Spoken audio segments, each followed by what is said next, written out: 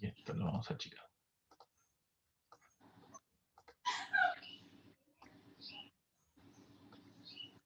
Belén, si ves que alguien entra en la sala de espera, por favor, habilitalos, ¿está bien? Bueno, bienvenidos a esta introducción a Deplir, un paquete que es muy utilizado y que también tiene múltiples formas de, de ser nombrado. Yo le digo Deplir, hay gente que le dice Deplayer. Nada, se les pueden ocurrir como 20 formas más de pronunciarlo. Deployar, por ejemplo. Y bueno, y esto es parte de una de las iniciativas que estamos llevando adelante desde el Club de R para recursos humanos. ¿Sí? Esta presentación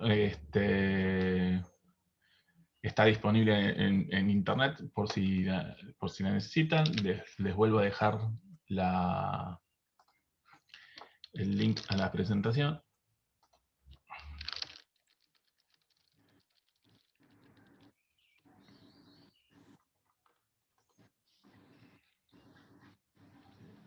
Y bueno, les cuento brevemente del club, quiénes somos y qué hacemos. Y ya nos metemos rápido en temas. ¿Sí? El Club de R es una comunidad de aprendizaje de programación destinada para personas que trabajan en recursos humanos de habla hispana. La mayoría de los integrantes que formamos parte de esto venimos del palo de recursos humanos o de psicología. Bueno, hay algunos que son sociólogos también, pero mayormente, les diría que, no sé, el 95% de los que estamos dentro de la comunidad trabajamos o estudiamos para trabajar en recursos humanos. El objetivo de la comunidad es acercar el mundo de ciencias de datos a nuestra profesión, digamos, estamos en un momento de la historia donde estamos en la era del conocimiento. Y una de las cosas que me pasó, digamos, en mi carrera, es que si bien hay muchísimo material disponible, una de las cosas que me gusta de R es que hay mucho material disponible abierto y gratuito, la gran mayoría está en inglés y la gran mayoría está destinado a un público, con un bagaje técnico importante. Entonces, no sé ustedes, pongan en los comentarios a ver en el chat qué estudiaron. Así, yo estudié Relaciones del Trabajo, que es como una suerte de recursos humanos, pero un poquito más hippie, en la Universidad de Buenos Aires. Siempre hago ese chiste porque tiene una base de... es una carrera que tiene una base de recursos humanos, pero también sobre sociología y derecho laboral. Entonces, bien, psicología, dirección de administración de recursos humanos, tecnología de sistemas, bien, relaciones laborales. En algún momento debo haber cursado con vos, Vanessa. Me suena muchísimo tu nombre. Ingeniería industrial. Mi primer socio fue ingeniero industrial. Bien. Bueno, salvo Jack, la elección de relaciones laborales o de psicología, ¿cuánto influyó, digamos, el hecho de que no sea una carrera que tenga números? Por lo menos en relaciones del trabajo, la primera razón de elección de la carrera, por lo menos en el momento que yo estudiaba, era porque era una carrera que no tenía números, y además el segundo motivo era para ayudar a la gente. Así que básicamente cuando entrabas a trabajar en el ámbito privado, ¿viste? Se te caía toda la estantería. Así que, y bueno, te encontrás con esto, ¿no? En la bibliografía de R, que está destinado a un público técnico con conocimiento de la simbología también, de la matemática y de la estadística, y eso, bueno, entre el idioma y ese lenguaje destinado a otro tipo de carreras, hacen como que la barrera de entrada para el mundo de programación sea un poco más difícil, y un poco desde el club lo que intentamos es, bajar esa barrera de entrada para que más gente se pueda volcar a la programación. Este es un proyecto que reúne gente de Argentina, de Perú, de Chile, de Paraguay, de Uruguay, de Panamá, de Estados Unidos. Teníamos gente de Francia, también participando, y cada vez más y más y más profesionales de muchísimas latitudes que se unen y contribuyen con el proyecto.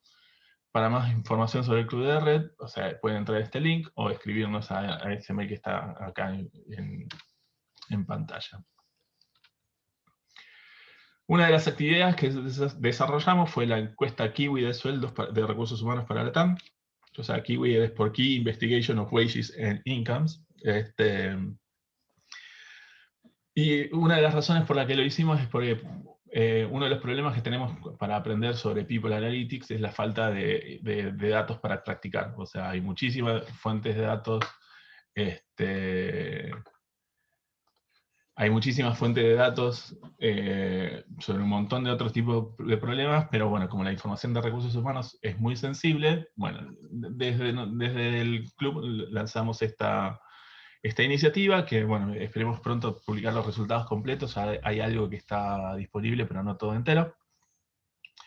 Y que bueno, esto nació también inspirado en otra comunidad de tecnología que se llama Cisarbi, que entre otras cosas organiza eventos como Nerdearla, que pueden buscar en YouTube algunas de las charlas que están acá, que están muy buenas, y que, o sea, suelen también 2 veces al año organizar una encuesta salarial para el mundo de la tecnología.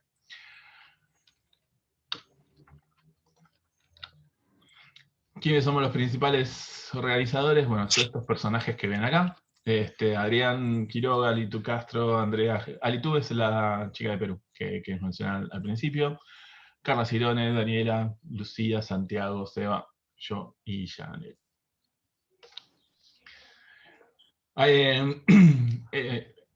Las reuniones del Club de R tienen una frecuencia semanal. Habitualmente las hacemos, o sea, algunos de nosotros, o sea, dirigimos todas las reuniones, y presentamos algún paquete, alguna metodología o algo por el estilo. Pero una vez al mes invitamos a un data scientist que nos hable de algún tema de su especialidad. Y así hemos logrado tener a gente como, por ejemplo, no sé, Pablo Tiscornia, que es un sociólogo que en conjunto con un equipo, o sea, desarrolló el paquete PH, que es de la encuesta permanente de hogares de la Argentina. Pablo Casas, que nos dio una charla sobre análisis exploratorio de datos con Fun Modeling. Ana Diedrich, que es una ingeniera mendocina, que nos dio una charla sobre introducción a control de versiones con Git, como para trabajar en proyectos en conjuntos y demás. Hernán Escudero, que es también otro sociólogo que es especialista en aplicaciones interactivas con Shiny. Ángeles Zeta, que es una arquitecta, si mal no recuerdo, que es además la gerenta de Ciencia de Datos del Gobierno de la Ciudad de Buenos Aires, y nos dio una charla sobre análisis de datos geoespaciales en R. Y Paola Corrales, que es una futura doctora en ciencias ambientales, y también una activa miembro del club de Art Ladies en Argentina, y de Metadocencia, que es es un proyecto que se dedican a divulgar buenas prácticas sobre enseñanza remota, así que eso búsquenlo. Y bueno, también hemos tenido, o sea, charlas de nuestros créditos, entre comillas, locales, Ali y Luis, por ejemplo. Nosotros desde noviembre empezamos a hacer charlas abiertas en el canal de YouTube de mi emprendimiento. Ahí está el video del mes pasado sobre R Markdown, que es para hacer presentaciones e informes con R. Pero después, o sea, el resto de las sesiones es con una suscripción, ¿sí? Y bueno, las reuniones son todos los sábados de 10 a 11:30. Lo que les contaba recién, revisamos paquetes, tipos de análisis, hacemos proyectos. Mayormente usamos datos de recursos humanos, salvo los invitados, o sea, porque por lo general no vienen del palo de recursos. Y en castellano, para que solo nos preocupemos por entender de R y no o sea, intentar comprender datos extraños, ¿sí? Cuando yo empecé estaba muy de moda, no sé, el dataset MTCars, que era sobre autos, y otro dataset que se llama Iris, que es sobre flores. Entonces, entre que tenés que entender un código, tenés que entender qué significa ese dato y qué implica, y aprender sobre variedades de flores y cosas por el estilo, se te hace un menjunje en la cabeza que es difícil de interpretar. En cambio, digamos, o sea, trabajando con datos que son más familiares, es un poquito más sencillo ponerse en práctica esto. La suscripción al club tiene un costo, o sea, no es alto, o sea, es de 1.000 pesos para los que están en Argentina y de $15 para los que están afuera. Y que el propósito principal de ese fondo es pagarle a los invitados, ¿sí? Porque, bueno, nada, nos dedican charlas de calidad, un sábado a la mañana, y bueno, ese esfuerzo entendemos que hay que compensárselo. Antes de meternos con el tema, algunas cosas que tienen que saber es que no hace falta, o sea, para mí no es necesario que tengan la cámara emprendida. Esta sesión queda grabada y la subimos a YouTube. Súmense al grupo de Slack, ya que todas las consultas las hacemos por ahí. Y pueden interrumpir las veces que quieran, ¿eh? Si hay algo que no queda claro, si en algún momento se cortó la señal y no entienden, o sea, o abren el micrófono y hablan, o escriben en el chat y ahí Belén me avisa para que pare o vuelva a explicar algo. Genial. Así que bueno, arrancamos. El lenguaje R, o sea, una de las, o sea, las recomendaciones que trabajen con, o sea, que descarguen dos programas, o sea, por un lado R, que es digamos, el motor que hace el análisis de datos, y por otro lado RStudio, que es una IDE, o sea, que es esto, que lo que te permite es, digamos, trabajar de manera mucho más cómoda con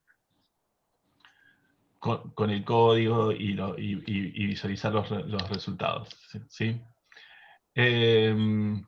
Algo muy recomendable es trabajar con proyectos en RStudio, ¿sí? Generar proyectos, porque eso te permite ser más organizado con tus scripts, con tus archivos. Por ejemplo, si sos una persona que trabaja en un rol generalista en recursos humanos, podés tener, por ejemplo, una carpeta que sea para todos los análisis que tengan que ver con la rotación de personal, y otra carpeta que sea para tener todos tus archivos y scripts sobre, no sé, liquidación de sueldos. Entonces no se te mezclan los datos, o sea, puedes, o sea, saber, bueno, qué cosas puedo compartir y qué cosas necesito mantener de manera privada. Y la forma de crear un proyecto en R es muy sencilla. Hay dos formas, o sea, puedes crear un proyecto desde File y New Project, y se te va a abrir una ventana muy parecida a esta, y ahí elegís New Directory, y se te va a abrir otra ventana que va a ser para crear un nuevo proyecto, y ahí le pones el nombre que va a tener esa carpeta y la dirección, ¿sí? Eso se puede hacer desde acá a la derecha, arriba a la izquierda, o sea, desde File y New Project.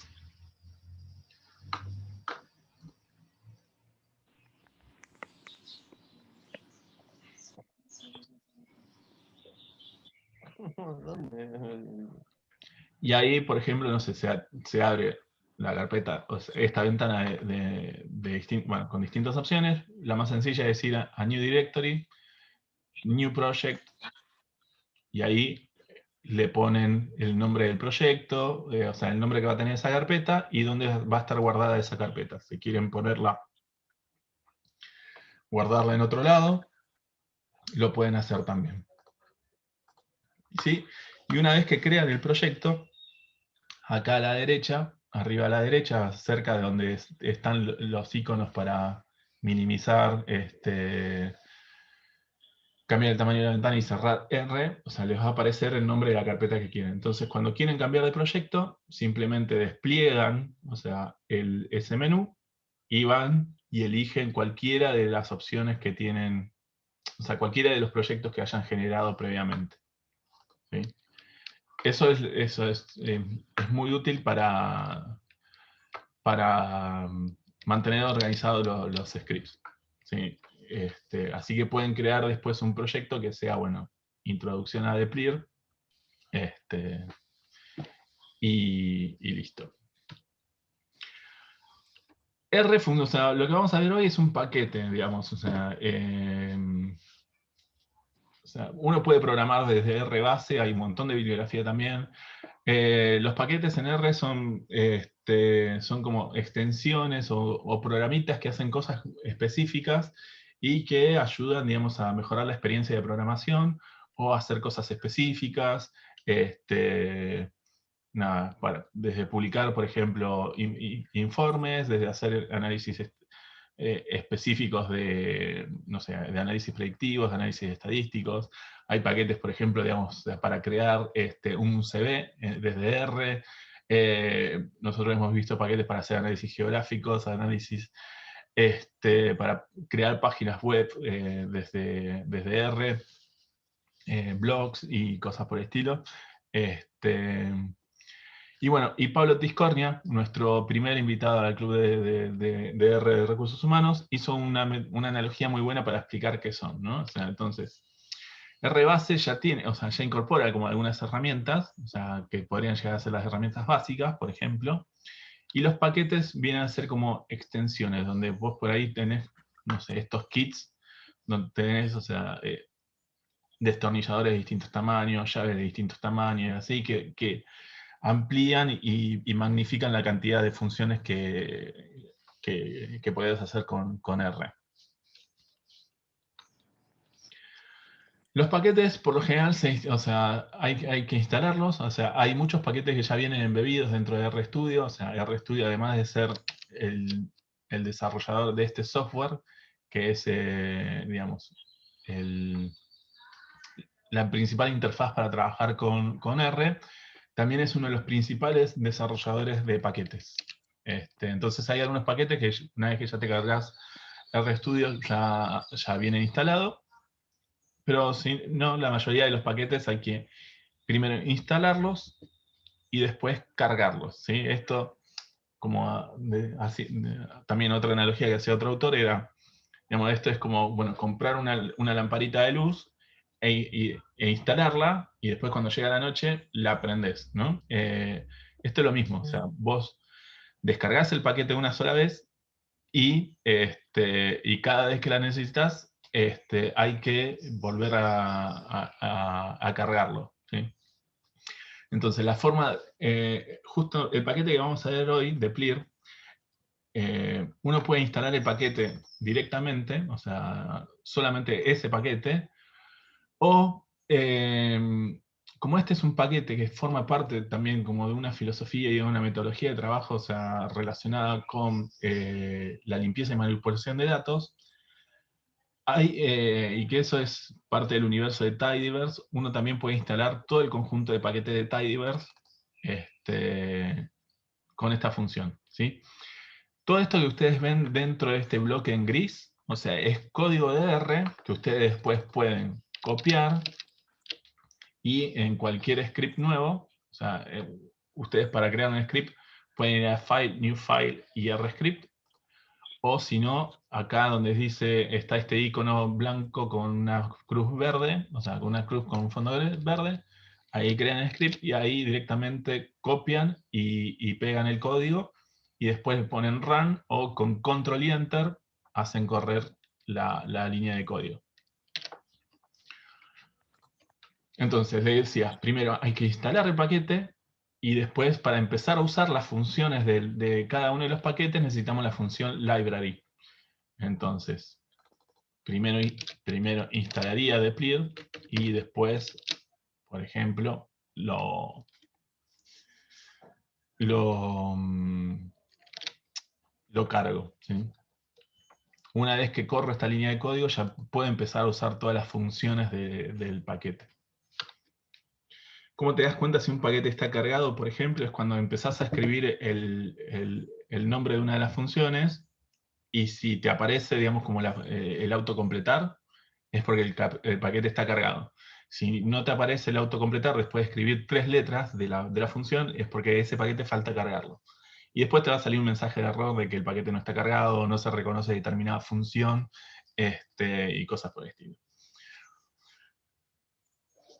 Algo de lo que siempre pasa en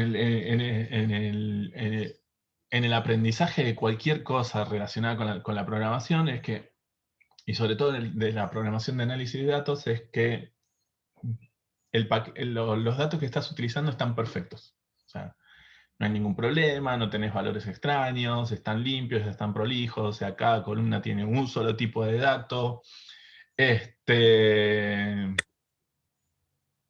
Nada, ¿viste? O sea, todas las columnas tienen el mismo tipo de datos, o sea, o variables categóricas, o variables, o sea, numéricas, no tenés, o sea, cosas mezcladas.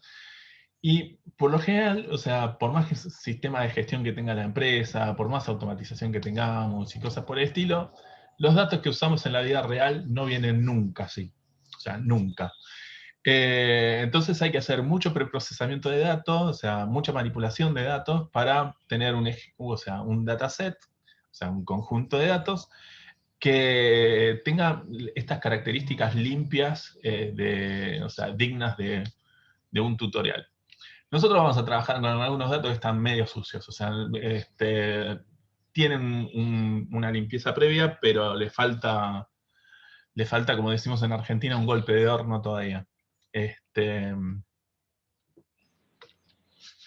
Así que bueno, por esta razón en los proyectos de Analytics en general, o sea, no solamente de recursos humanos, o sea, pero ya sea desde automatizar un tablero hasta, no sé, algún proyecto específico de alguna problemática en especial, digamos, la limpieza de datos suele representar entre el 60 y el 80% de cualquier proyecto de Analytics. Hasta lograr tener estos datos ordenados, ¿no? O sea, esta tidy data. ¿Sí? O sea, el concepto de tidy data es una suerte también de filosofía, de trabajo y de metodología, en donde vos tenés algunos principios, de los cuales podemos mencionar, por ejemplo, que cada variable tiene que formar una columna, ¿sí? Y cada observación tiene que formar una fila.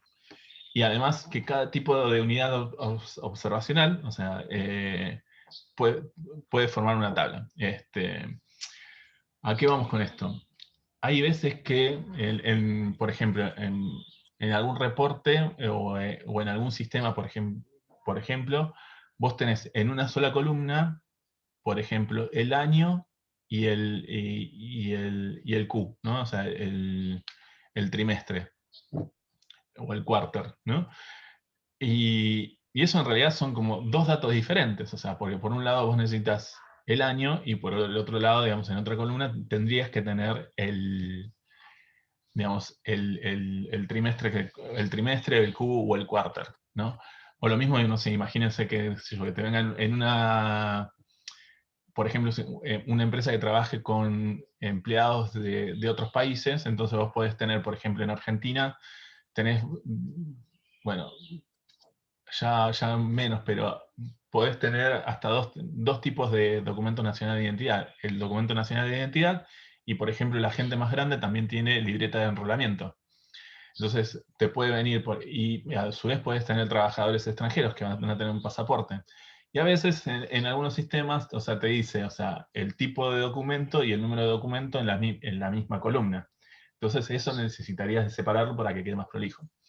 Otra de las cosas con las que habitualmente nos encontramos y que hoy vamos a trabajar en el último ejemplo de hoy, es con, por ejemplo, cuando tenés una variable en la columna, ¿no? Que por ejemplo, lo que vamos a ver acá, ¿sí? Que acá tenemos enero, febrero, marzo, abril, mayo, junio, julio, así sucesivamente, que en realidad son los meses. Y eso también es una variable, o sea, no es o sea, no es, digamos, esos también son valores de una variable, la variable sería los meses, entonces no tendrían que estar en columnas, tendría que ser parte de las filas de datos, ¿sí? Pero bueno, eso no vamos a meter en un rato. El paquete de PRIR es uno de los paquetes embebidos dentro del paquete de Tidyverse.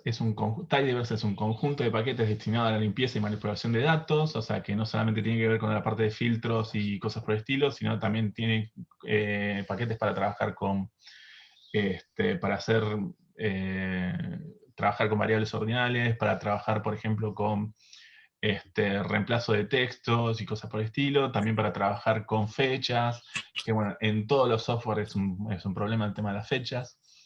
Y bueno, y Tidyverse, o sea, en parte porque, bueno, también son los paquetes que desarrolló la gente de RStudio. Hadley Wickham es uno de sus fundadores y es uno tal vez de los principales referentes en el mundo de R.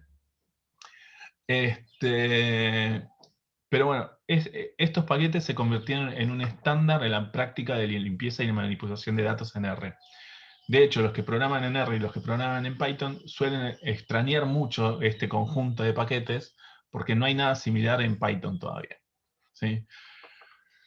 Una de las razones por las que se hizo tan popular este paquete, o sea, esta serie de paquetes, es por la sintaxis, o sea, que es muy sencilla, o sea, no tiene nombres extraños, o sea, usa palabras muy coloquiales para, para nombrar a las funciones, de alguna manera imitando la forma en la que hablamos, ¿sí?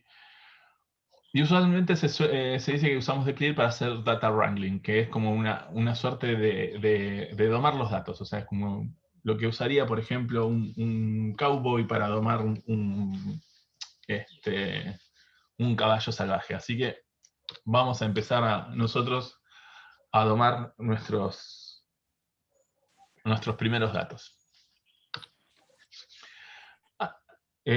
Algo que tienen que saber, o sea, y que es muy bueno dentro de la comunidad de R en general, son los cheat sheets, ¿sí? Que eso vendría a ser como una suerte de machetes, colas, trencito, copiatín, plaje, batería, torpedo, chuleta, chanchullo. No sé si quedó claro el concepto. ¿Hay alguna forma más de llamar a este tipo de cosas en Latinoamérica? ¿Saben de qué estamos hablando más o menos? ¿Estos ayuda a memorias? ¿Hay alguna palabra que no esté acá? Digamos, o sea, ¿cómo le dicen, digamos, a este tipo de cosas en sus países? Chuleta, perfecto. Chuleta, dicen ahí. Ayuda técnica. Ayuda técnica. Bien. Lindo nombre para enmascarar lo que estamos haciendo. Plaje. Plaje. No, o sea, esto es algo legal, o sea, válido. De hecho, o sea, todos los o sea, todos los que programan, o sea, son, digamos, o sea, están a full en Stack Overflow. Sí, plage. Ah, mira, te tengo que corregir, lo tengo escrito con G y va con J. Que es una suerte también, o sea, de gran fuente de copiado.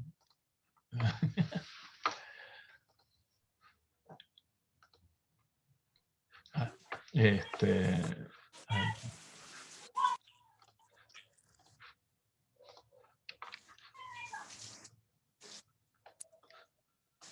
Y por ejemplo, o sea, de la mayoría de los paquetes del mundo de Tidyverse hay un cheat sheet, o sea, que lo pueden descargar acá.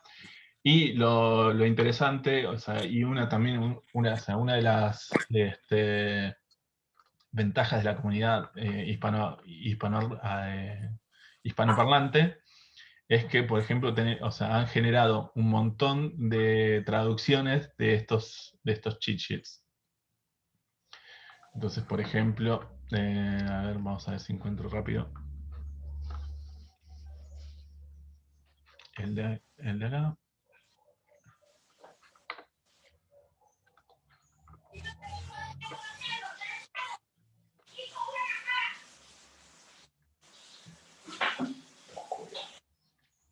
Sí. Así ven cómo es esto, digamos.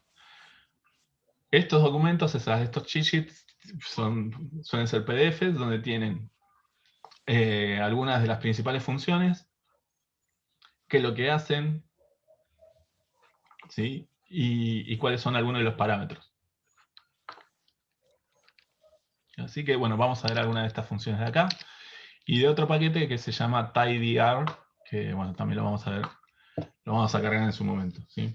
Pero bueno, pueden entrar acá o pueden descargarlo directamente en este link, el cheat sheet en español. Entonces, vamos a trabajar en primer lugar, para cargar los datos, o sea, ustedes pueden directamente agarrar este código y copiarlo, o sea, los archivos, o sea, los descargan de internet, del repositorio del club, ¿sí? Y van a hacer algo como estos. O sea, por un lado vamos a tener un fragmento de la encuesta de sueldos que utilizamos, que tiene ya alguna limpieza de datos, o sea, como para hacerlo un poquito más sensible, es sencillo para usar, y este otro archivo que tiene dos KPIs, o sea, de una empresa de dos sectores diferentes, o sea, de la planta A y de la planta B, donde tenemos el ausentismo y las horas extras, ¿sí? De cada uno de los meses. Entonces, de vuelta, pueden agarrar, o sea, seleccionar todo este código de acá y después eso lo copian y lo pegan en su script. Una buena práctica es dejar espacios en el script. No hace falta que pongan todo pegado, o sea, ayúdense a leer. Y la función esta, o sea, lo que hace el read_delim, el otro parámetro que necesitas pasarle es cuál va a ser el delimitador, ¿no? En un caso son comas y en otro caso es un punto y coma. O sea, esta función necesita dos parámetros. La dirección y el nombre del archivo, que puede ser, digamos, en este caso un archivo que está en la web, o también un archivo que está en tu carpeta local. Y, digamos, cuál es el delimitador de las columnas, porque estamos trabajando con un archivo CSV. ¿Sí? Así que bueno, vamos a ver cuáles son las funciones, que no sé por qué, digamos, o supongo que será por esta cualidad que les decía recién, que digamos, las funciones tienen como un nombre bastante coloquial para que sea más sencillo saber qué hacen. Pero bueno, a las funciones de deplir se les suele llamar verbos. ¿Sí? Por ejemplo, si ustedes, o sea, tienen esta tabla, ¿no? O sea, la tabla que tenemos acá. ¿Cómo harían, digamos, o sea, para calcular el sueldo promedio por puesto? ¿No? Entonces, yo, por ejemplo, digo, bueno, necesito seleccionar las columnas de puestos y la columna que tiene el sueldo, las voy a agrupar y después voy a calcular el sueldo promedio. Esa sería como la secuencia, ¿no? Entonces, fíjense qué está haciendo esta línea de código, digamos, este bloque de código. Por un lado tengo la encuesta, ¿sí? Que es el nombre que le asigné a mi tabla, o sea, a mi fuente de datos, y algunos se anima a decir que está haciendo en cada uno de estos pasos, o sea, más allá de que está el comentario contando ahí. Abran micrófono el que se anime.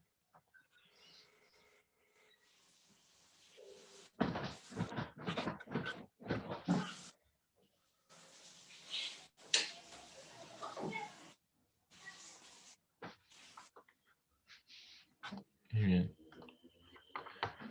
O sea, select, está claro que hace, selecciona. Group by, por ahí, bueno, suena a grupo, entonces esto debe estar agrupando. Summarize, no es tan directo, pero si me pongo a leer, bueno, y sé un poquito de inglés, acá veo que mean, o sea, que significa promedio, entonces esto debe estar haciendo un sueldo promedio, y arrange es ordenar. Entonces, acá el símbolo menos lo que está diciendo es que haga el orden descendentemente. ¿Sí? Y ahí tenemos, o sea, nuestro resultado. ¿Vieron este simbolito? O sea, que es un porcentaje, el símbolo mayor y otro porcentaje. Bueno, eso se llama pipe. ¿Sí? Bueno, se llama pipe. El atajo de teclado es Control, Shift y M. O sea, Control mayúscula y M. Y lo que nos permite este tubo es ordenar el código en secuencias. Y eso ayuda a que sea mucho más comprensible la lectura de lo que estamos haciendo. ¿Sí?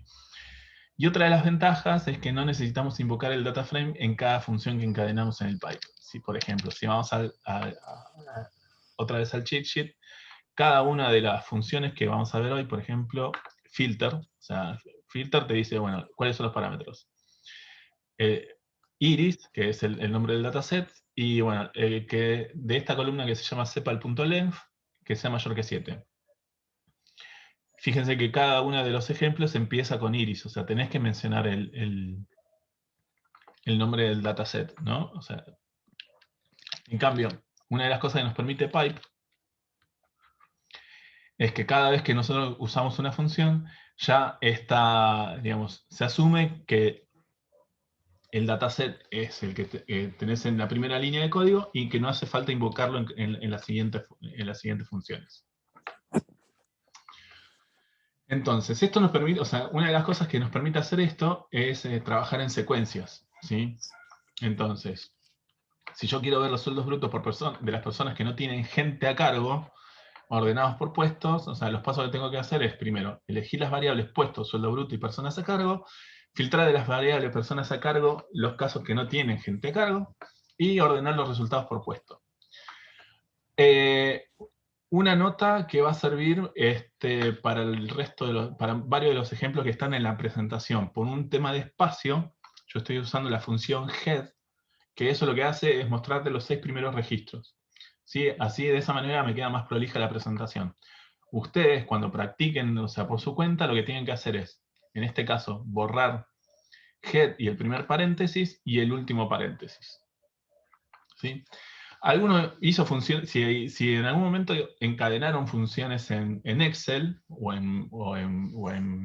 por ejemplo, no sé, en código DAX, en Power BI, te encontrás con estos choclos, ¿no? O sea, de larguísimos de código, donde vos tenés, o sea, una función encadenada con la otra, y además tenés un montón de parámetros que no sabés a qué función, o sea, a qué función original pertenecen, ¿no? Entonces, si no tuviéramos el pipe, por ejemplo, esto se vería algo así. En donde, bueno, el primero hago el select de las variables, de las columnas que me interesan. Después hago el filtro. Y después ordeno por puesto, digo, o sea. Digo, entre que ya no sé R y encima tengo que leer esto, digamos, listo, o sea, me dedico a otra cosa, ¿no? Y el pipe, por ejemplo, lo que nos permite es justamente poder trabajar en secuencias. Entonces, acá tenemos el nombre del data frame, o sea, nuestro conjunto de datos. El primer paso selecciono, el segundo paso filtro y el tercer paso ordeno. Entonces ustedes lo que necesitan copiar es hasta acá. O sea, el último pipe y el head lo tienen que borrar cuando lo practiquen, ¿sí? Acá les recuerdo, o sea, lo usé simplemente para mostrar pocas filas para que me quede prolijo la presentación nada más. Pero bueno, comparen después, o sea, acá está el código, o sea, la misma línea de código sin el pipe, y acá está o sea, las mismas funciones con el pipe.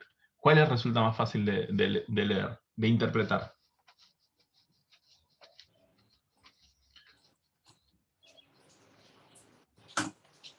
Para mí, Para mí el de arriba, el sin pipe. Ah, sí, mirá vos. Yo la verdad, o sea, necesitaría como mucho más tiempo. Para mí, o sea, es más fácil este. Eh, bueno, Ale, sos un outlier.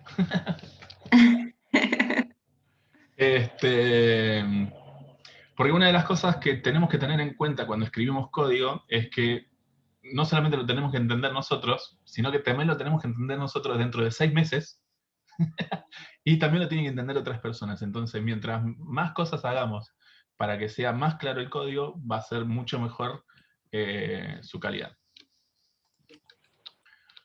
Bueno, nada. Vamos ahora a ver funciones por funciones.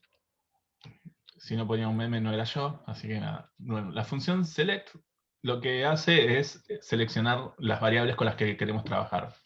Por ejemplo, el dataset de encuestas tiene 15 variables. Entonces yo digo, bueno, pero necesito solamente 2 para hacer un cálculo. Entonces, con la función select, paso, por ejemplo, las variables que quiero para hacer después mi análisis, ¿sí? Recuerden, cada vez que vean head, tiene que borrar el último pipe y la función head para ver todos los resultados completos. Select tiene algunas variantes interesantes, que también tienen, por ejemplo, o sea, mutate y algunas funciones Una de ellas es, por ejemplo, el select if. Que eso, o sea, lo que va a hacer es seleccionar todas las variables que cumplan con una condición. Por ejemplo, esta condición es que sea numérica. Entonces, eso lo que te va a traer va a ser todas las variables que contengan números. O sea, y te deja fuera todas las variables que sean categóricas. Después, filter es una función que nos permite hacer filtros. O sea, yo quiero traer, por ejemplo, o sea, empleados con determinadas condiciones, ¿no? Entonces, acá algo que vamos a necesitar mucho va a ser los operadores lógicos, ¿sí? Que esos son, por ejemplo, menor que, menor igual, mayor, mayor igual, exactamente igual. O sea, si yo quiero traer, por ejemplo, no sé, los sueldos solamente de los administrativos, tengo que usar dos símbolos igual, ahora lo vamos a ver. Y si quiero que traer todos menos uno, o sea, tengo que usar el símbolo de exclamación y el igual. O sea, que eso, el nombre lógico que tiene, o sea, el operador lógico es not equal, o sea, no es igual que, ¿no? Entonces, la forma de usarlo es, por ejemplo, digo, bueno, quiero del dataset de encuestas, selecciono las variables personas a cargo y sueldo bruto, y después con la función filter, digo, bueno, quiero solamente, digamos, traerme los registros de las personas que tengan por lo menos una persona a cargo. O sea que en la columna personas a cargo sea mayor que 0. Y después, bueno, R ejecuta lo que le pedí. También podemos, o sea, poner como varias condiciones, ¿no?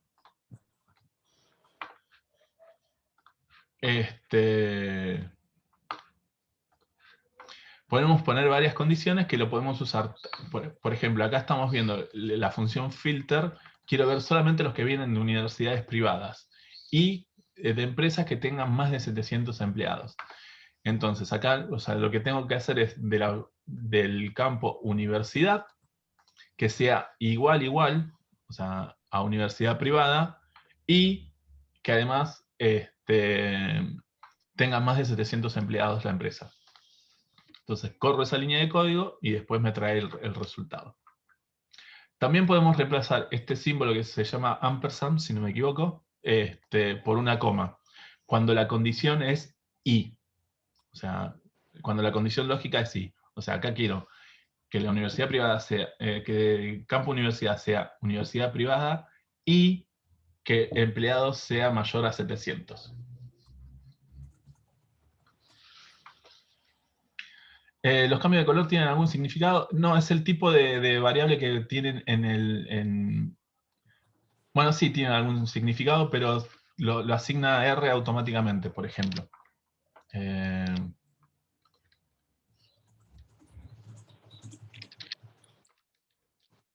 Vamos a mostrar el código.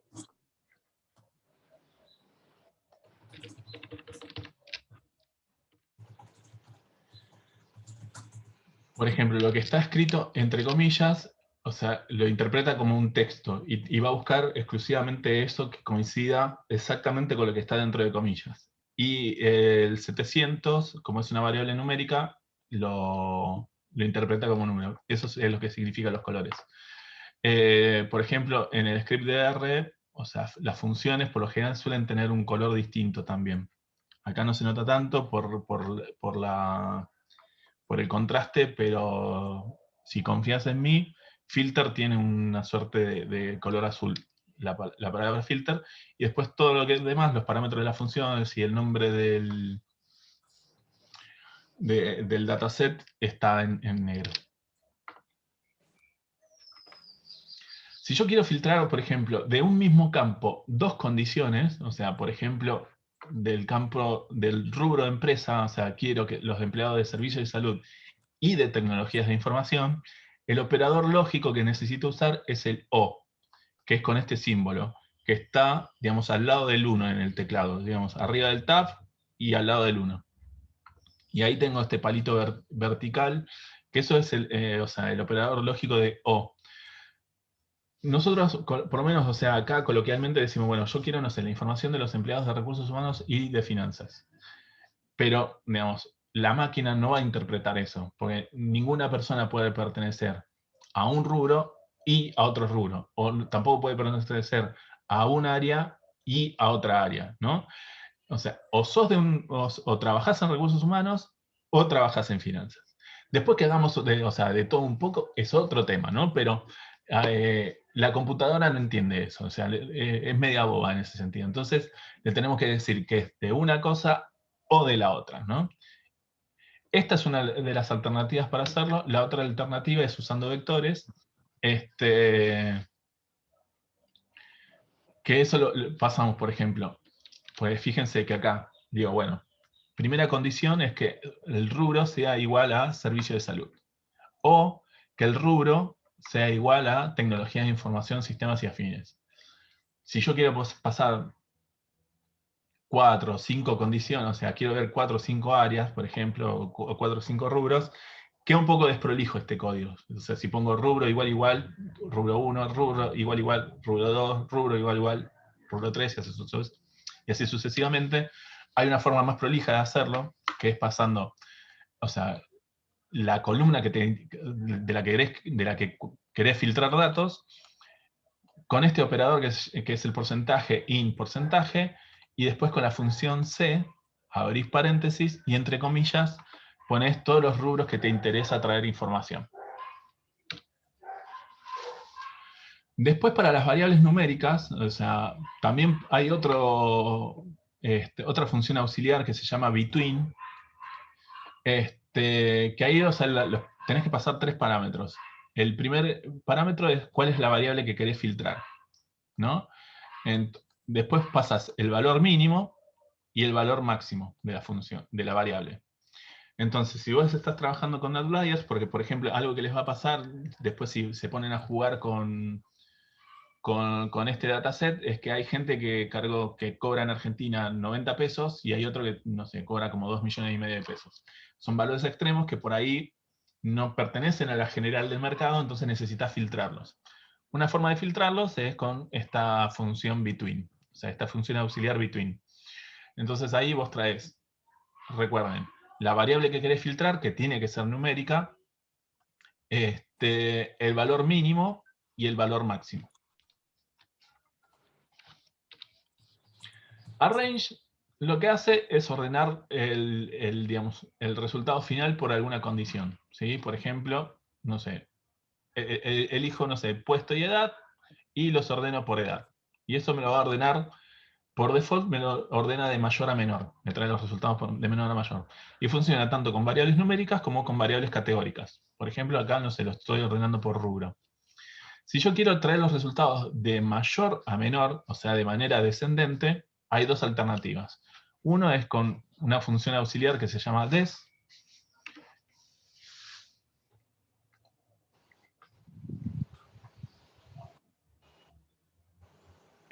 para meter el in en una columna de un data frame, sí o sí tenés que pasarlo a un vector separado por comas. Sí, para hacer el filter, sí, el vector tiene que estar separado por comas, y a su vez, o sea, tiene que estar o sea, cada nombre que vos pases dentro de la función, o sea, dentro del vector, tiene que estar entre comillas. ¿Sí? Pero sí, o sea, fíjate, está separado por comas.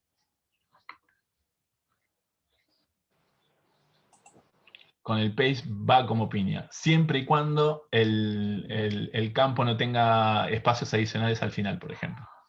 Eso también son cosas que a veces pasan con los datos. Bien, estamos con la posibilidad de viendo formas de ordenar los datos descendentemente. Pues a veces, o sea, lo interesante es eso, ¿no? O sea, poder ver los datos de mayor a menor. Entonces, decía, tenemos una función auxiliar que se llama des, de descendiente. Entonces, dentro de la range, lo pasás, o sea, como una función adicional, ¿sí? Entonces, fíjense que ahora los datos están ordenados de mayor a menor, o la otra forma y por ahí un poquito más sencilla, es poniendo un símbolo menos, ¿sí? Entonces eso también me genera el mismo resultado. El símbolo menos también nos sirve, por ejemplo, si yo quiero traer todas las filas menos una. Entonces, por ejemplo, yo quiero hacer un dataset, o sea, un análisis sobre un dataset y quiero traerme todos los datos de los empleados menos el campo del DNI, por ejemplo, o del pasaporte. Entonces yo hago un select, pongo menos no sé, el campo pasaporte y ahí me trae todo el dataset menos el que no me interesa trabajar, ¿no? O por ahí el que tiene algún dato sensible que no vale la pena incluir en el análisis. Bueno,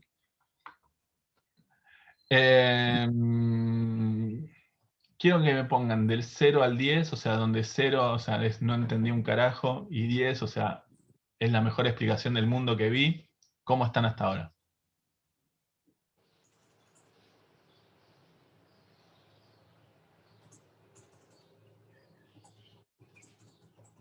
Pueden poner un 0, o sea, no me ofendo, o sea, y es normal que... y es normal que pase, o sea, sobre todo si es la primera vez que ven estas funciones y cosas por el estilo.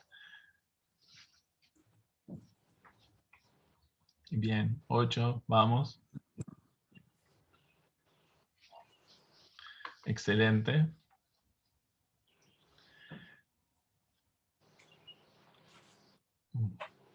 Buenísimo. Espero que, o sea, les pase lo mismo cuando empiecen a practicar ustedes. Bien.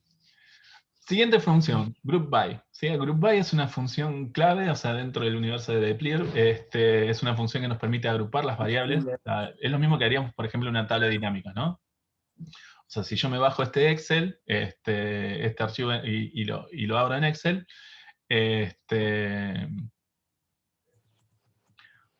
nada, lo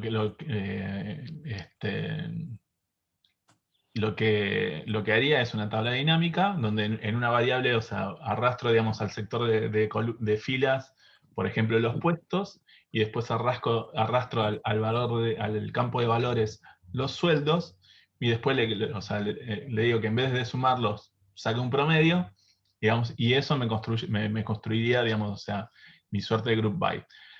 Básicamente Group By lo usamos para eso, o sea, si bien Group By solo no te hace el cálculo, sí lo que te permite hacer es este agrupamiento. Entonces, la sintaxis es simplemente Group By y le paso el puesto. Puede tener varias, o sea, no solamente funciona con un solo parámetro, con una sola variable, o sea, yo puedo tener, por ejemplo, puesto, coma, género. Entonces, y después, no sé, agregar una función para calcular el sueldo promedio. Entonces, en ese caso, o sea, lo que me va a aparecer es una fila, por ejemplo, para el puesto administrativo y género igual a mujer, y otra fila para el puesto administrativo y género igual hombre, ¿sí? Y el sueldo promedio para cada uno de esos grupos. No solamente funciona con un solo... A lo que voy es que no solamente funciona con una sola variable, funciona con varias, si de ser necesario. Acuérdense de borrar el pipe y el head para ver todo el resultado completo cuando practiquen por su cuenta. La función summarize es algo que siempre vamos a ver por lo general después de un group by, ¿sí? Entonces, usando o sea, pensando en este ejemplo donde yo quiero ver los resultados, el sueldo promedio por puesto, lo que tengo que hacer es, por ejemplo,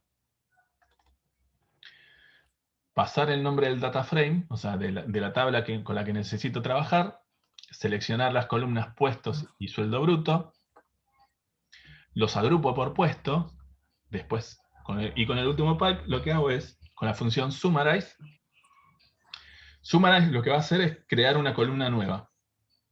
Le paso el nombre de la columna nueva, que va a ser sueldo-promedio, y después con la función, el group by corre si no le pones el summarize, sí. Pero por ahí hace algo que no es lo que queremos que haga. Pero sí, corre sin el summarize.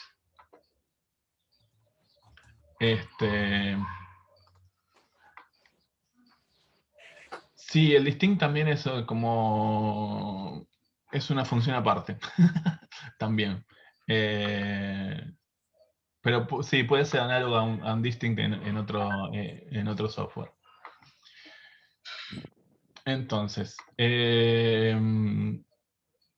les decía, la función summarize lo que va a hacer es crear, digamos, una medida de resumen estadístico. O sea, es el nombre, si se quiere, técnico de lo que estamos haciendo. Y primero, digamos, dentro de todas las funciones de tidyverse, primero vas a crear el nombre nuevo, o sea, el nombre que va a tener esa columna nueva, y con la función min voy a calcular el sueldo promedio. Si quiero la mediana, le pongo median, si quiero el desvío estándar, pongo SD, si quiero puedo, no sé, calcular el sueldo promedio por 20, porque se me ocurrió, digamos, o sea, lo que quiera. Digamos. Pero de este lado va a ir el cálculo que necesite hacer. O, por ejemplo, puedo hacer el sueldo promedio dividido menos las cargas sociales, por ejemplo, no sé, dividido un 30%, que es más o menos un 21%, que es las cargas sociales en Argentina, y ahí vas a tener, por ejemplo, el sueldo promedio neto. Si te aparece ese error, o sea, no podés encontrar la función pipe, es porque falta cargar deplir. ¿Sí? Voy un poquito al script, permiso. Voy a reiniciar la sesión acá para que me haga de cuenta de que esto está arrancando desde cero. ¿Sí? Fíjense, vamos a copiar este código.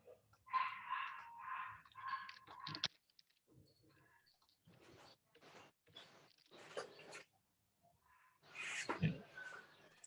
Primero, esta función, o sea, voy a cargar los datos, ¿no? Hay varios paquetes para que funcionen, necesitas descargar otros. Si quieren, o sea, para practicar todo este código, o sea, de esta presentación, pueden instalar simplemente este paquete y lo cargan y va a cargar todos los paquetes que hacen para todas estas funciones. Por ejemplo, eso, o sea, tidyverse carga deplir y readr. O dplayer y demás. Entonces, por ejemplo, yo todavía no cargué los paquetes, ¿sí? Voy a correr directamente desde la fila 6. Y ahí me dice, por ejemplo, que no se pudo encontrar la función readDelim. Entonces lo que tendría que hacer es correr, digamos, la librería reader, que es la que tiene la función esa. Entonces voy a correr primero esa función, y ahora cargo mis datos. Y ahí funcionó. ¿Sí? Pues me trajo este mensaje. Y acá lo que va a aparecer, por ejemplo, es en el environment va a aparecer la tabla que ustedes cargaron. Ahora, a propósito, voy a correr esta función, este bloque de código. ¿No? Y ahí, este es el error que te debe haber aparecido. No se pudo encontrar la función pipe. ¿Sí? Entonces ahí lo que me está faltando es cargar la librería de clear. Entonces ahí me puedo parar en la misma línea de código de donde tengo escrito el library. Lo corro, lo cargo, y ahora sí debería funcionar. Y funcionó. Como dice Borat, big success. Estuvo bueno que hayas preguntado, porque eso es uno de los, o sea, es una de las consultas frecuentes cuando empezamos a trabajar con deplir. Por ejemplo, la función mutate es otra función que también se usa bastante. Eso lo que hace es crear una columna nueva o modificar alguna de las columnas que ya existe. ¿Sí? Entonces, por ejemplo, yo quiero hacer una comparación, o sea, digo, estos sueldos están en pesos argentinos. No sé si es mucho o es poco, digamos. O sea, ¿cómo lo comparo con mi sueldo en Ecuador, con mi sueldo en Perú, con mi sueldo en Estados Unidos, en Colombia, en Chile? Digamos, tengo que pasarlo, digamos, a una unidad que, o sea, me sirva como para hacer comparable eso, digamos, ¿no? Entonces, una forma de hacerlo, o sea, es pasándolo a dólar, digamos. O sea, el tipo de cambio hasta anoche estaba, digamos, en 86,75. O sea que yo tengo que dividir a mis sueldos brutos por 86,75 para saber cuánto es el precio, o sea, el sueldo en dólares. Entonces ahora lo que voy a hacer es crear una columna nueva que me tire el sueldo en dólar. O sea, el sueldo que está en pesos argentinos me lo tire en dólares. Entonces, el paso acá es, cargo el data frame, selecciono las variables que me interesan, o sea, elijo las columnas puesto y selecciono después sueldo bruto, y con la función mutate va el nombre nuevo de la columna, primero el nombre de la columna, y hago la cuenta. Sueldo bruto dividido 86.75 pesos. Sí, 86.75. Recuerden eliminar este último pipe y el head, y a eso me va a dar, digamos, me va a agregar una columna nueva que se va a llamar sueldo dólar. Lo interesante de este tipo de cosas, o sea, de este tipo de transformaciones dentro de R, es que el dataset original no se movió. O sea, todas estas transformaciones que estamos haciendo, las estamos haciendo dentro de la memoria de R. Entonces, eso a nivel de seguridad de datos está buenísimo porque, nada, tus datos originales se mantienen de la misma manera. No borraste nada, a menos que le pidas que haga específicamente eso, de borrar o modificar algo en la base de datos original. R siempre va a estar trabajando con los datos en memoria y va a estar haciendo las modificaciones en la memoria de R. O sea que los datos originales se mantienen intactos. Así, bueno, a lo que iba con esto es, bueno, ahora creamos una columna nueva, o sea, de este data frame que inicialmente tenía 2 columnas, porque había elegido 2, y tengo una columna que me dice el sueldo en dólares. Genial. Hay distintos tipos de variables, o sea, seguramente cuando se unan al canal de Slack, lo que, o sea, uno de los mensajes que van a recibir, mientras tanto vamos a copiar de vuelta el canal de Slack en el chat, para que los que no se hayan unido lo hagan. Van a recibir una presentación como introductoria a los tipos de variables, ¿no? Entonces, por ejemplo, la variable, o sea, puesto, es una variable de tipo character. O sea que lo único, o sea, no voy a poder hacer muchas operaciones con eso, no voy a poder sacar medidas de resumen de eso, pero hay otro tipo de variable nominal que se llama factor, que nos permite establecer un orden. Entonces yo tengo distintos puestos que normalmente me los va a traer, por ejemplo, ordenados alfabéticamente. Entonces, por ejemplo, un analista aparece antes que un director y un gerente, un responsable aparece al final. No sería la forma más prolija de que aparezcan los resultados.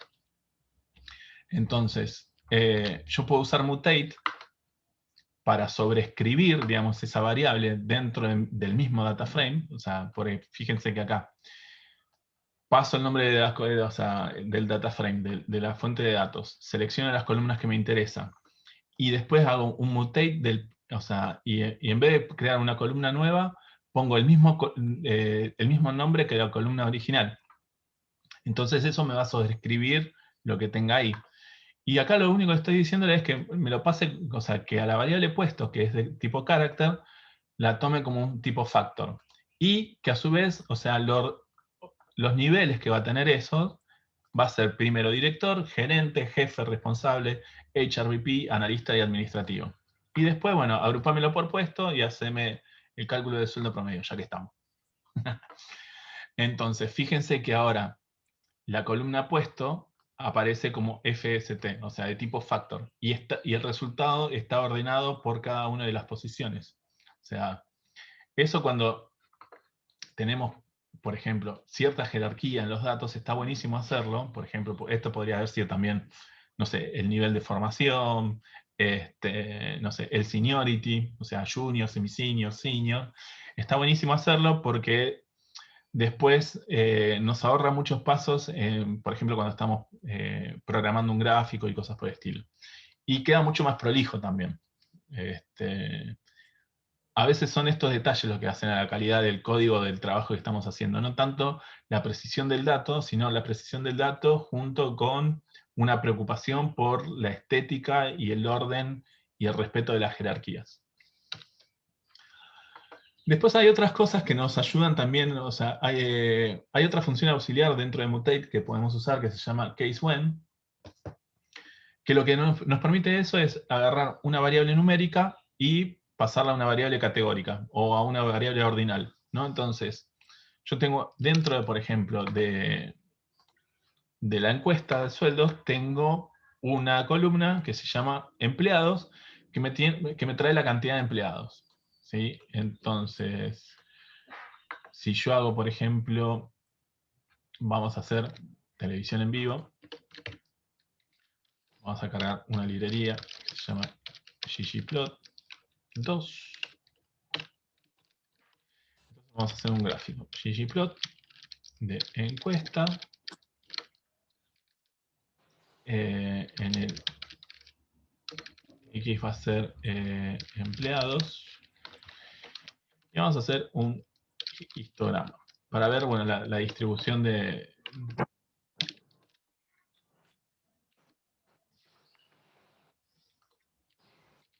Vamos a poner bien. Fíjense, tengo empresas que tienen más de 60.000 empleados, de 40.000, digamos, hay un montón de, o sea, hay un montón de rangos posibles, de resultados posibles del dataset. Lo mismo con las edades, o sea, yo podría cambiar esto, digamos, y ver el tema de las edades. Lo cual, si yo quiero sacar un sueldo promedio por... Ah, miren, no hay nadie entre 32 y 33 años, por ejemplo. Qué curioso.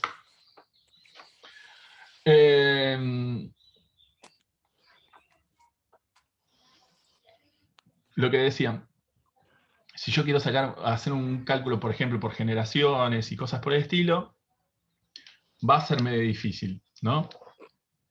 Entonces, lo que me permite hacer case when es, por ejemplo, crear un rango o sea, como categorizar esa variable numérica, o sea, hacerla categórica.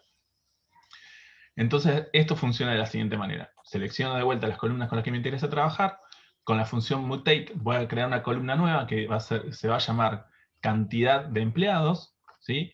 Y después paso a la función auxiliar case-when, case-when. Entonces, la primera condición es, esto vendría a ser una suerte de encadenamiento de variables condicionales. Entonces, cuando la cantidad de empleados sea menor o igual que 100, quiero que en la columna me aparezca hasta 100 empleados.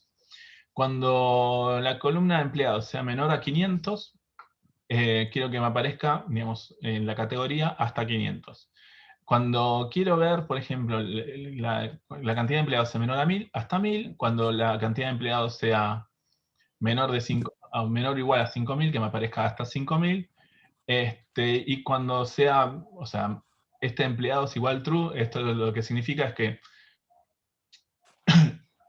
se cumple esta condición, bueno, todas las condiciones anteriores se cumplieron, entonces la siguiente condición es verdadera, entonces va a ser más de 5000 empleados, ¿sí? Y después hago lo que ya sabemos, agrupo por cantidad de empleados, y con la función summarize, le digo, bueno, sueldo promedio igual a min, o sea, calculame el sueldo bruto de la variable sueldo, calculame el promedio de la variable sueldo bruto, y eso ponémelo en una columna que se va a llamar sueldo promedio. Y acá tengo esta tabla nueva, que necesitaría como un golpe de horno más para que quede ordenado, digamos, o sea, por factores, o sea, ordenado, digamos, hasta 100, hasta 500, hasta 1000, hasta 5000 y más de 5000, pero fíjense que ahora ya tengo un rango de cantidad de empleados y los sueldos promedios por cada uno de los rangos en función del tamaño de la empresa. Fíjense, o sea, las empresas que están entre 100 y 500 empleados, hay un sueldo promedio más alto que las de más de 5000. Nada, dato curioso. Bien. Acá dos cosas que son muy importantes. Las comas al final de cada una de las líneas, ¿sí? Y otra de las cosas es que en este caso las condiciones siempre tienen que ir de menor a mayor. Si no, no funciona. Si yo pongo, por ejemplo, o sea, empleados menor o igual a 1000 primero, o sea, lo que me va a hacer es, bueno, cualquier empresa que tenga menos de 1000 empleados va a entrar en esa categoría. Entonces, si yo pongo después la de 500, ya no va a haber ningún caso que quede por afuera, ¿sí? Entonces, acá lo importante es poner siempre, o sea, las condiciones de menor a mayor, porque, digamos, para meter a todos los datos, o sea, todos los casos que sean de empresas que tengan menos de 100 empleados, lo que va a hacer es recorrer todo hasta que completar esto. Cuando no queda ninguno ahí, o sea, lo que me va a quedar son todos todos los casos que tengan 101 empleados en adelante, va a analizar la siguiente condición. Y así sucesivamente con todas. Si no, tengo que poner, no sé, empleados entre, no sé, en más de 100 y menos de 500. Más de 500 y así, y es un quilombo. De esta manera es mucho más prolijo.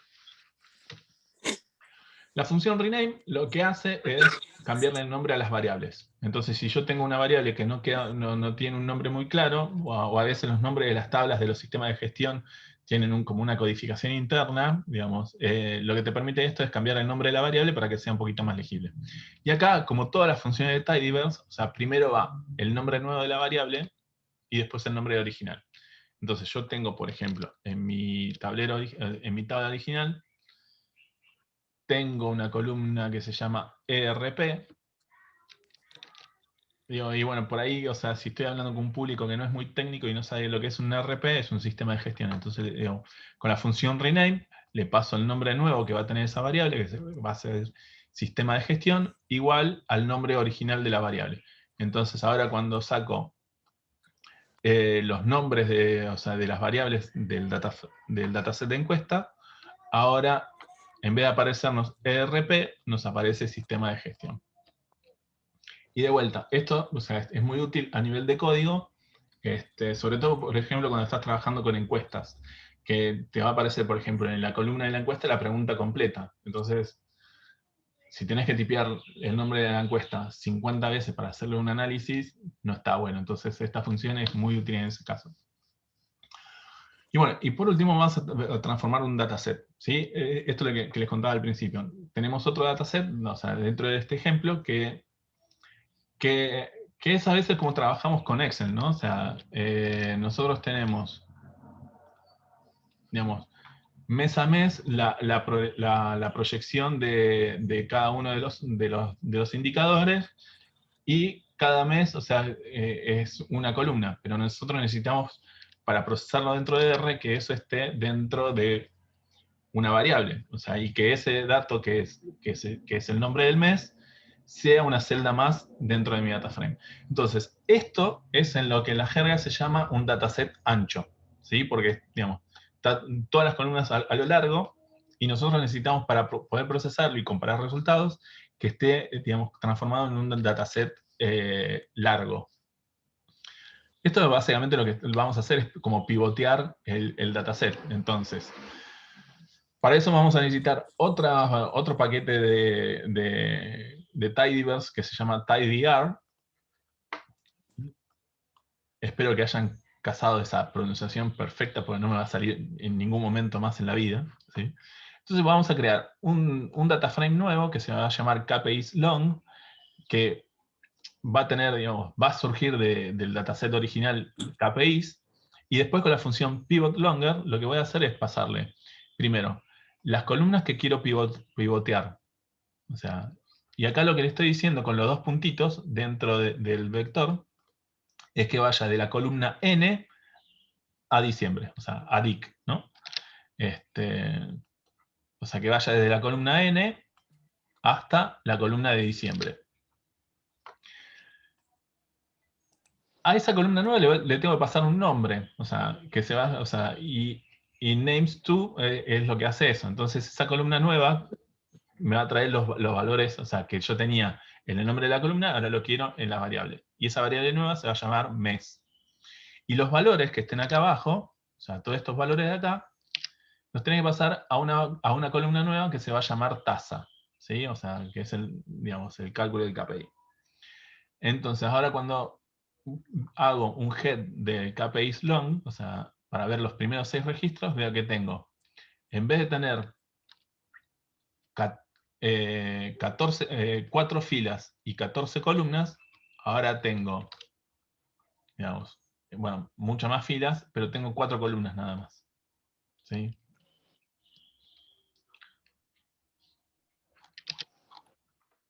Entonces KPIs long ahora va a pasar de ser un dataset de tener 4 filas, como tenía antes, va a pasar a tener 48. Y en general la secuencia de análisis digamos, genérica, y esto lo saqué de un curso de Atacant de Ben Teusch, de análisis estadístico en R. O sea, él sugería estos pasos, ¿no? Primero, agrupar los grupos que quiero comparar con la función groupBy, calcular medidas de resumen estadístico con las funciones summarize y mutate, y después graficar los resultados con la función de ggplot. ¿Sí? Entonces vamos a hacer un análisis de KPIs. Primero, una de las cosas que necesito hacer es que me traiga, o sea, no me traiga los resultados en orden alfabético, o sea, de los meses, sino que los necesito que los traiga en el orden correcto que le pertenece a cada uno de los meses. Una forma sencilla de hacerlo es diciéndole, bueno, con lo que vimos antes, o sea, con la función mutate, le digo, bueno, sobreescribime la columna que se llama mes, y con la función factor, paso de vuelta el nombre de la columna, y le digo, bueno, los niveles van a ser esto: enero, febrero, marzo, abril, mayo, junio, julio, agosto, septiembre, octubre, noviembre y diciembre. ¿Sí? De esa manera, cada vez que necesito utilizar esta variable, me van a aparecer en este orden. Entonces, bueno, vamos a hacer lo que sugería Ben Teusch, que es un data scientist de Facebook, o sea, así que algo debe saber. Bueno, cargo la librería ggplot2 para poder hacer un gráfico. Entonces digo, bueno, del DataFrame KPIs long quiero agrupar por sector y por KPI. O sea, fíjense que ahora estoy usando dos condiciones, ¿sí? Y que me calcule un promedio anual de cada una de las tasas de ausentismo y de horas extras. Vamos a hacer estos pasos.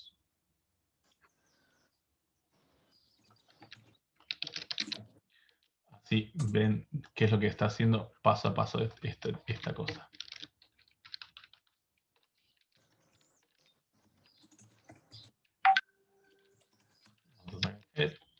¿Sí? Ahora tengo 48 filas en 4 columnas. Vamos a ordenar los meses, que esto me va a servir para el último ejemplo.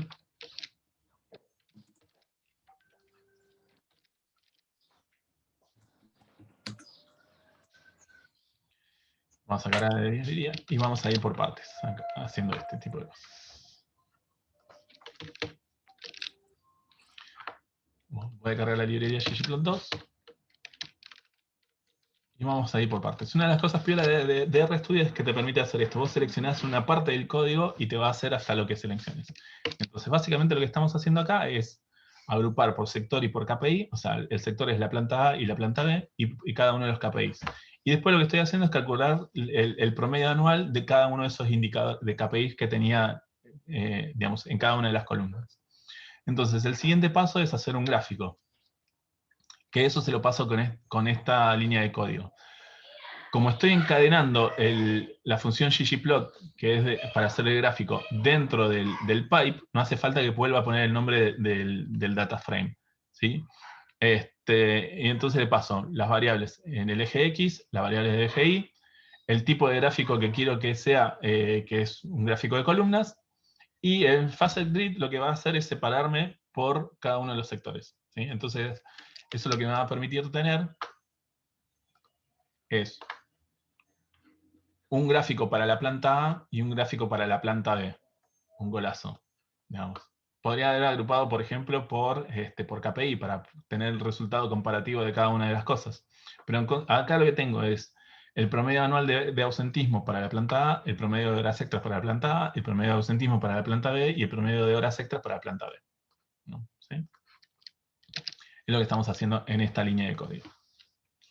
Y otra de las cosas que me gustaría ver es, por ejemplo, digamos, la evolución anual, la evolución mensual de cada uno de estos indicadores. Entonces, ahora corre directamente ggplot2 sobre el data frame. Fíjense que acá la diferencia con el código anterior es que acá dentro de ggplot2 no tenía que pasar el nombre del data frame porque estaba dentro del pipe. Acá, como lo estoy haciendo fuera del pipe, sí le tengo que pasar el nombre del data frame. Y la otra diferencia importante es que o sea, todos los parámetros de ggplot2 para pasar a la siguiente fila de código es con el símbolo más, no con el pipe. Este es un error común que, o sea, me mandé 1000 veces cagadas con esto y hasta que me di cuenta de por qué no funcionaba fue muy frustrante. Entonces acá lo que le tengo que pasar son varias condiciones. Entonces paso el nombre del data frame, las variables que voy a graficar, mes y tasa, que esté agrupado por sector, ¿sí? Porque si no, o sea, me hace cualquier cosa esto, y que cada uno de los colores de las líneas sea del sector. Y acá, digamos, o sea, que sea el gráfico de línea, para que quede un poquito más bonito, le agrego unos puntos en cada uno de los meses, entonces ahí ya sé cuál es el punto en donde corta cada mes. Y después con un Facet Wrap, lo que hago es dividir por KPI. Entonces, acá lo que estoy viendo, vamos a verlo en RStudio, así más fácil.